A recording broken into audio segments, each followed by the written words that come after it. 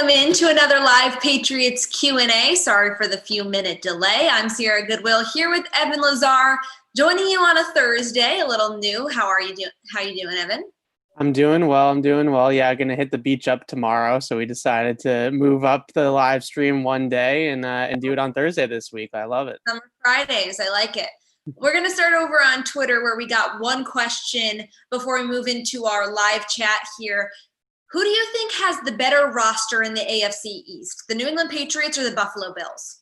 Well, if you're playing a game of fantasy football or a game of Madden and you stack these two rosters together and you started picking players, just, playground style, I think that Buffalo would probably have more players in the top 10 of that selection than the Patriots, right? And certainly the guys on offense, Stephon Diggs, John Brown, they got some sexier names over there, I would say, than New England. But I do think 1 through 53, the Patriots have the better roster. I just think that both teams have very, very good starting 11s, and I would probably give the Bills the slight edge in that regard of top-end talent, because of the skill players that they have on offense versus the Patriots' skill players. But overall, I think that they're very, very competitive rosters, and quite frankly, I can't wait until those two Bills games in the fall, because that's going to be true division rival football. That's no longer the AFC East cakewalk that we have seen at times. Now we're going to have a true rival, kind of maybe like the Jets and the Rex Ryan Revis days, something along those lines. And I think it's going to be a lot of fun to see these two teams go head to head. Our first two questions in the live chat are about some new Patriots and rookies and whether or not they can make an impact this preseason. Instead of calling out individual names, Evan, is there a name that's new to the team, whether it's their first season with the Patriots or the fact that they're a rookie and it's their first season in the NFL, that you expect to have a standout preseason for the Patriots? Well, I think the guy that's going to have a great preseason is J.J. Taylor from Arizona. Just the running back, the way that he plays the game, especially in a lot of these preseason practices and training camp practices where there's contact, but nobody's taking anybody to the ground, right? There's no real physicality to some of these practices anymore. So guys like that are so twitchy and so jitterbug-like in short area agility and have that ability to jump cut and make guys miss in the open field. Those are the types of guys that always shine in the preseason, because guys are just not really up to tackling NFL players yet. So J.J. Taylor, I look for him to have just sort of that great preseason, maybe like a Dion Lewis type preseason when Lewis was on the Patriots in 2015 or was it 2016? I don't know. I get my years mixed up sometimes. And or something like that, where he has one of those preseasons where nobody can touch him for 3 straight weeks. But let's see what happens when the pads really get on and the physicality really ramps up, and see if he can still be that elusive back. Question here about the offensive line.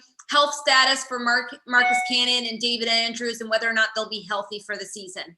Both of them are supposed to be ready to go. David Andrews has no limitations. He told us that himself about a month ago, was it, when we had the Zoom call with David Andrews, and he said that to his knowledge, medically, he is cleared to play football, and there should be no setbacks. Marcus Cannon, same thing. He was dealing with a couple of different injuries, shoulder, lower leg injury, and it sounds like he's going to be good to go as well. So I wouldn't be concerned there. Question here in the live chat from Michael. Why was the team during Brady's first year starting regarded as a Super Bowl team, but Stidham, with just as good as a defense, viewed as a non-playoff team? Well, that Patriots team in 2001 was not viewed as a Super Bowl team. I can tell you that right now. That was a shock the world type moment. And I will never forget my uncle screaming that down Bourbon Street the night of the Super Bowl, that they shocked the world. They shocked the world. So shout out to you, Uncle Bill. And I can guarantee you that team was not supposed to be there. They were not supposed to win that game. So it's a very similar kind of feel, I would say, for the Patriots this year. Although they lost Bledsoe mid-season in 2001, it was the same rallying cry, right? We lost Bledsoe. Everybody thinks that we're done. Everybody's counting us out. We're the underdogs. And that's exactly the same mentality that I expect Bill Belichick to go in with this year. And Leon here pointing out that we might think that there's question marks regarding the wide receiver position this season, but there might be even more next. What's the backup plan at that position? Edelman's turning 34, Sanu, Bird, and Lee on 1-year deals. Yeah. Oh, it's certainly going to be a adjustment, or what's the word? Rebuilding process. Overhaul. Overhaul. Thank you. Of that depth chart in the next year or two. And Edelman's kind of at the top of that because, we all love Julian Edelman, but he's not going to play forever, so there's going to be a time when the Patriots are going to have to move on and have a new kind of slot receiver than Julian Edelman. Maybe it's Jacoby Myers. That's kind of what they're hoping, I think, as an organization, that they can continue to develop Jacoby in that role. Maybe Nikhil Harry plays some more snaps in the slot once Edelman's time is up and they go that direction as well. So I think that they have two young guys in Myers and in Harry that they can sort of build with going forward as building blocks. And my guess is that next year they'll probably invest either in free agency or in the draft in another receiver that's under term for a longer time than guys like Bird and Sanu and those types of players. Shane wants to know how big of a role you think Coach Jed Fish will have on Stidham in the offense this year. Well, Shane, I just wrote 3,000 words about this very thing today, so you can go ahead and check that out on clnsmedia.com. All about Jed Fish, all about his relationship with the Shanahans and his history with Sean McVay and the Los Angeles Rams. Jed Fish, for all intents and purposes, is a quarterback whisperer. He's a quarterback guru. That's what he is known for, and that's what he has done in places like Los Angeles with Jared Goff, down the street at UCLA with Josh Rosen as the offensive coordinator in 2017. And that's really what he is all about, is working with the quarterbacks, getting quarterbacks comfortable, footwork, mechanics, but also just being comfortable within the scheme and understanding your answers within the scheme and your progressions and where you're supposed to go based off the coverage. Ricardo saying, what would your projected stat expectations be for Stidham, and what is your win-loss projection for the team? I always have a tough time with projected stat projections for quarterbacks because I don't know if the Patriots are going to come out there and every single goal line situation, are they going to throw it? Are they going to run it? What are they going to do to get into the end zone, right? So it doesn't really matter if he throws it in or if, Sony Michel runs it in. It really doesn't make a difference to the team as long as the team is winning and scoring touchdowns. So in terms of stats, I think realistically you're looking at somewhere between 3,000 and 3,500 yards being a comfortable sort of prediction. I think going anything over 4,000 is going to be a little bit lofty this year just because of the weapons around him and it being his first year as a starter. But I would say somewhere around, 20 touchdowns and 3,500 yards. That would be a really, really good year for him in year one. Your win-loss projection for the team? Oh, there we go. I've gone back and forth on this one. I've said 10-6. I've said 9-7. I think they're right there. I think that they're right in that 8 to 10 win range. And it's really going to depend on just kind of the bounces of the ball like it often does. Ryan Sullivan wants to know how you think they're going to utilize Nikhil Harry this year. If it's going to be similar to last year, just he's going to know the playbook and have another year under his belt, or do you think they're going to move him around a bit more? I would love to see them move him around a bit more, get a little bit more creative with his usage, get him inside a little bit more as well, and get him vertically up the field from the seams. I think that can really be a little bit more dangerous for him because he won't face as much press coverage. He should have a size mismatch or a speed mismatch on the inside, depending if he's going up against safeties and linebackers. He'll have the speed mismatch. If he's going up against slot corners, he should have a size mismatch with those guys. The slot corner in the NFL is typically your Jonathan Jones type, 5'8", 5'9", 5'10", and Nikhil Harry at 6'2", 6'3" is going to be able to body those guys. So that's what I would love to see out of him. But I do think that based off of his offseason training and what they're kind of doing with him in the offseason, the Patriots' ideal role for him is at the X and on the outside in the perimeter. And they're really trying to work on his route releases to get him a little bit crisper, a little bit faster and more efficient off the line so that he can get open earlier in the route and get some separation so that he can survive at the X. Now, Mike Larry asking about how COVID will affect this offseason and preseason for players who had surgery before. And we don't know how many games an infected player will miss. We're no health experts. We know that it affects everyone a little bit differently. It's until they have 2 consecutive negative tests after that positive one. But there's no doubt that this pandemic has had an effect on the offseason and will continue to this preseason. Yeah, absolutely. And, players that were injured from last year that are rehabbing football injuries from a year ago, they've had no difference of an offseason. They've been able to go into the facility, get their treatment, get on their rehabilitation schedules. Guys like Jason McCourty, for example, has told us that he's been in the facility from the get-go, really just as a normal offseason for him as he's rehabbing injuries. So the facilities have been open in that regard to those types of players. But I think in terms of how we move going forward, I think that's the most fascinating question right now facing facing the NFL is, do they try to go with a host city approach? Do they try to go with a bubble? Do they try to just make sure everybody is isolated? Maybe there's hotels at Patriots Place. Maybe those guys don't leave that area, right?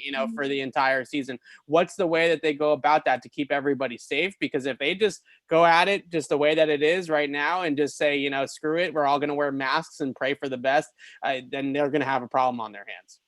Absolutely. And we have another question here from Doug. If David Andrews were to be traded, what would the cap implications be? That's a good question, and I can go to my cap spreadsheet here real quick and look it up for you, David. But I highly doubt that the other David is going to get traded, especially right now. I think one of the biggest things that, talking to some of these Patriots players on Zoom and just listening to what they have to say, filling that leadership void left by Tom Brady has been a huge talking point in a lot of these Zoom meetings with Bill Belichick and the coaching staff. Is the captains, Devin McCourty, James White, David Andrews, Dante Hightower, those guys have gotten a lot of conversations with the coaches, with Belichick, about how are we going to lead this team. Matthew Slater also, can't forget about him. How are we going to lead this team moving forward without Brady? And I think that's a very big question for this team, and a very kind of one that's worrying them, I think, a little bit, quite frankly. So I would be shocked if they were going to get rid of somebody that's as big of a culture leader as David Andrews.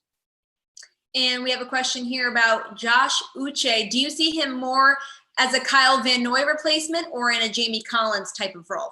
Jamie Collins, and he's not as big as Collins is, but I think the cool thing about Uche is that he can play on and off the line of scrimmage. So you can put him at the end of the line at outside linebacker and have him rush the passer, which is probably his best, right now, at least his best trait as a football player. But then you can also play him off the line of scrimmage at inside linebacker and let him do that on early down situations and get him on the field on all three downs. So I think the cool thing about him is that he can have that versatility. He did have that versatility at Michigan. So Van Noy last year, maybe it's more like Van Noy in like 2018 or 2017 that we can kind of compare Uche to. Van Noy last year was 90% on the line of scrimmage and was really just an edge defender. And I don't know if Uche is going to be full-time edge. I think that he's going to be on and off. So if you're looking at last year's team, a lot more like Collins than Van Noy. Nathan here asked us a question about JaJuan Bentley, who we heard from this week and is also expected to have an increased role with those key departures at the linebacker position. How do you see him having an impact? Well, I think it's going to be this is a telling year, I would say, for JaJuan Bentley. Rookie year started out awesome, got hurt.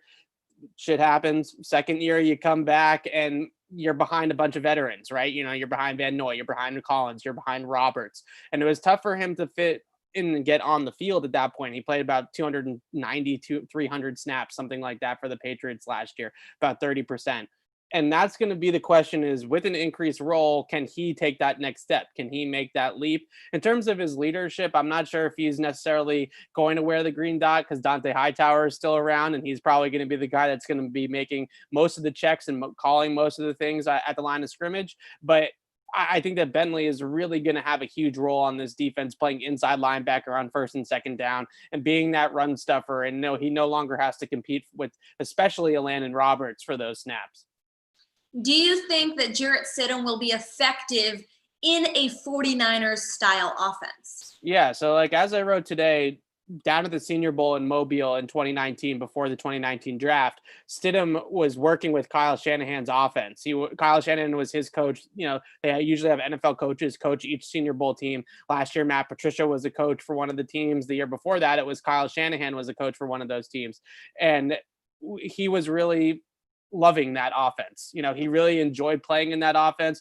He told Mark Schofield, who's a good friend of the program, he said that, this is the best offense I've been in my career, in my football career, better than Baylor, better than Auburn. And he was really enjoying that under center pro style type of attack. So it very much suits him. I think that it allows him to use his a little bit of athleticism, his a little bit of wheels, not to be this Lamar Jackson type of quarterback, but just be somebody that can run bootleg actions, that can get outside the pocket, that can make things happen with his legs a little bit more than a Tom Brady. He doesn't have to build a scheme that is solely dependent on stationary quarterbacks. They're going to have the ability to move the pocket a little bit and move Stidham around a little bit to create, different types of things happening on offense.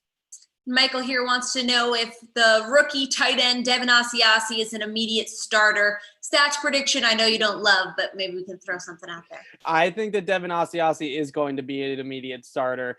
Assuming that his blocking comes along nicely enough in training camp, I think that he will be out there week one as the tight end one. The biggest reason why is because he's already, by walking off the bus, the best receiver at the position that the Patriots have. And then you go from there, and then you see, that Dalton Keene's probably going to have a little bit of a different role. It's probably going to be more of like an H-back, fullback crossover type of role. And it's going to take him some time, I think, to learn the Patriots offense, a completely, totally different scheme from what he was running at Virginia Tech. Whereas with Aussie with Chip Kelly at UCLA, there was a little bit of similarities and a little bit of crossover there, and he was running routes at least from the similar alignments and similar types of route tree that he would going to be doing here in New England. So I think Aussie is going to have an immediate impact in terms of yards predictions and stat predictions. Maybe 400, 450 yards, couple of touchdowns, something like that, I think would be realistic. We'll get to a few more questions here. The Joe Tunney trade rumors are alive and well. Leon wants to know if Tunney is traded to the Eagles, which is one kind of speculation. What would you like to see the Patriots receive in return? So this actually gets tricky because of the franchise tag.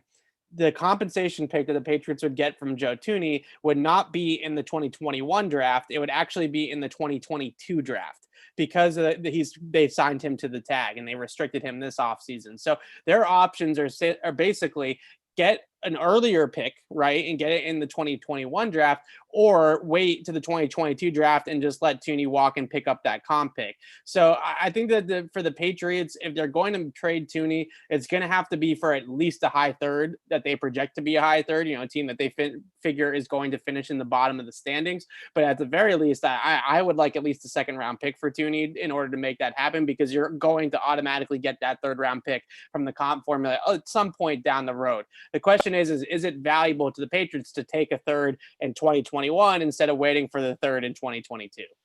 Mike Larry wants to know who had a more impressive rookie preseason, Bentley or Stidham?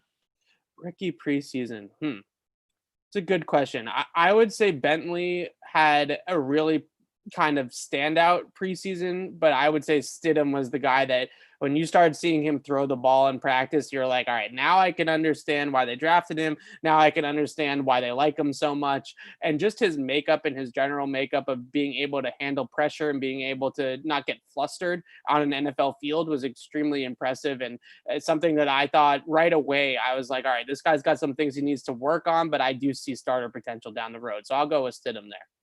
Last two questions here. Doug said, when do players return? And when will the press have an opportunity to see them practice? That second question, the press themselves are still asking because we don't know.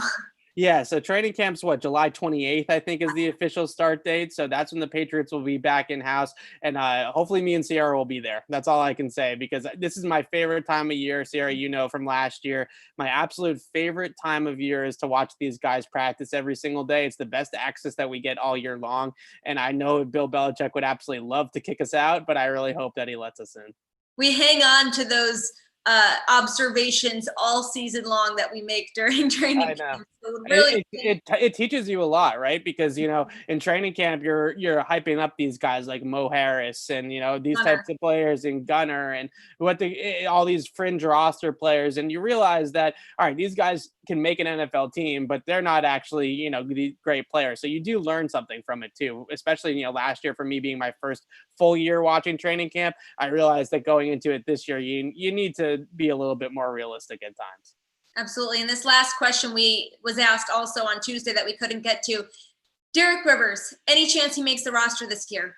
Man, I feel bad for Derek Rivers, because that guy, every single time I see him on the practice field or I see him after practice on Gillette Stadium field, working out, working on his craft, working on his pass rush moves, even if it's just against the goalpost, he's out there just drilling it really hard. Before games, we see him when he's going to be inactive. He's out there with full lather of sweat trying to work on his game, and he just can't seem to get in that 53-man, that 45-man, 46-man active roster day. roster, a game day roster. And I just feel bad for him. I think in terms of making this team, it's going to be really tough for him because they have Winovich last year. They have Uche and Jennings this year coming in at that position. And it feels like to me, like they've kind of moved on from Derek Rivers. We gave you 3 years to be that guy. You never blossomed into it. I think that they gave him, this one more year. If he can do it, then great. If not, then I'm sure that it's the end of it for Derek Rivers. And I don't see him making this roster right now. And I just pray for him that he doesn't get IR'd again, because he deserves to kind of go someplace else at this point and see what he can do. For sure. Well, that's all she wrote on this week for the live Patriots Q&A. We'll be back here, same time, same place on Tuesday, and we'll be back to our regular Friday next week as well. If we didn't get to your question this time, ask it again next time. We'll get to it then. Don't forget to subscribe to our YouTube channel here at Patriots Press Pass so you never miss the time we go live or all the content we churn out on a daily basis. Thanks for joining us.